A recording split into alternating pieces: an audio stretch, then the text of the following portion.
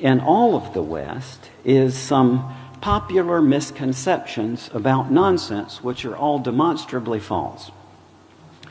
Number one, people think that nonsense is something intrinsically bad and undesirable. It's a term of disapprobation, right?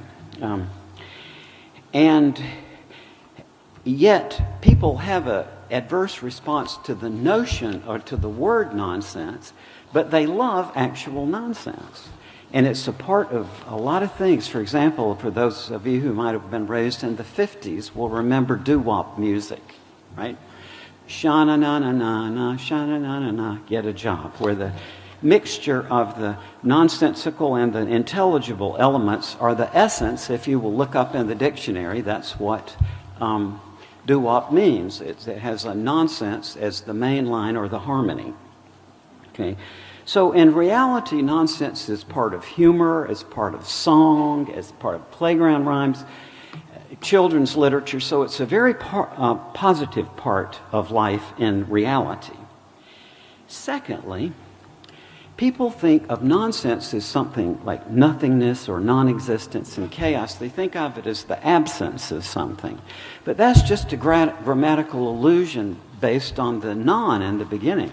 In fact, as I said, nonsense is a more complex layer of language than ordinary meaningful language.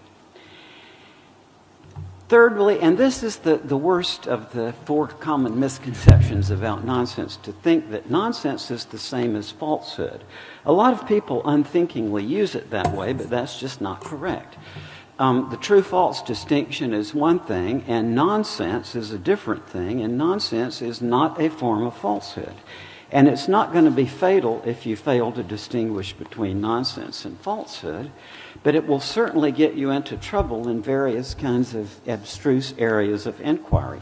I met this wonderful man a few years ago who teaches an Air Force colonel who is a professor of analysis at the CIA, and he was talking with me about my work, and he said, you know, it's very important for our agents, he told me, to understand the difference between nonsense and falsehood.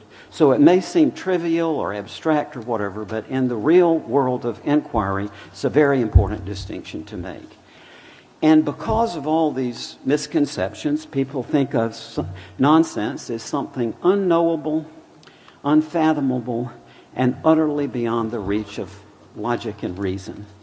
Well, that's not true either, because we do now have ways of investigating this very complex problem. And because of these four misassumptions that are so deeply embedded in ordinary thought, as I can show, I'm sorry, I got to apologize here in a way.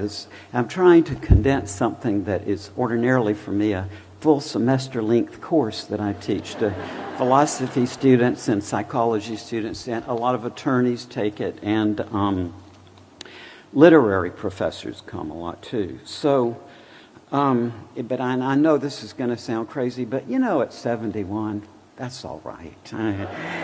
You know? But because of these misconceptions, there is a sort of collective cognitive flaw that is inbuilt in all of us. We learn these sort of misconceptions early in life, and they complicate our ability to reason logically when a sentence may appear to be meaningful, but on the depth level it's unintelligible. And if we try to apply Aristotelian logic to that, our minds go berserk. So it's a collective cognitive deficit that we can actually correct. Now, what if we're trying to talk about nonsense and somebody says, well, you say that's nonsense, but I say it makes sense to me. How do we handle that? Well, we need a criterion for selecting actual examples of nonsense. And there's a very simple way to do this, and that's to distinguish between deliberate nonsense and involuntary nonsense. Deliberate nonsense, written by such people as one of my favorites, Dr. Seuss, that you see there, Incidentally, I read in the New York Times a few weeks ago that Dr. Seuss has sold 600 million books. And this is pretty amazing. And my wife said, well, you've bought 1 million of them yourself. and so deliberate nonsense, if the writer engineers it and writes it to be nonsensical, we can accept that it is. But there's another domain of language, of nonsense, the involuntary.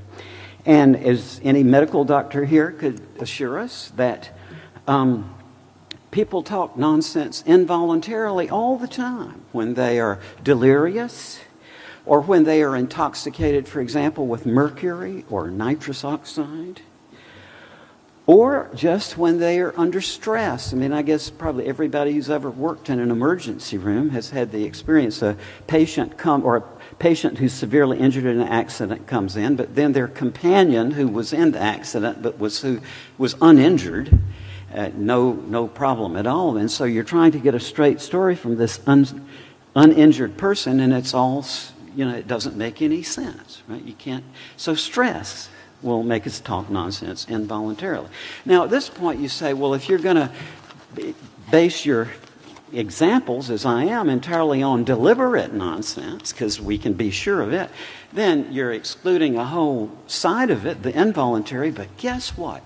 I've learned in my medical career, which anybody can verify, that when patients talk nonsense involuntarily, they talk nonsense of identically the same pattern that nonsense writers come up to amuse us. So there is something, nonsense has its own structure that is independent of whether we produce it deliberately or involuntarily. And this gentleman down here is obviously probably demented or Alzheimer's, and again, many of you know that your Alzheimer's relatives sometimes lapse into nonsensical talking. Well, in my investigation, I've just for many years been a great lover of nonsense writers. Edward Lear, Lewis Carroll was one of my favorites when I was a kid. Dr. Seuss and Shel Silverstein, for those of you who know him.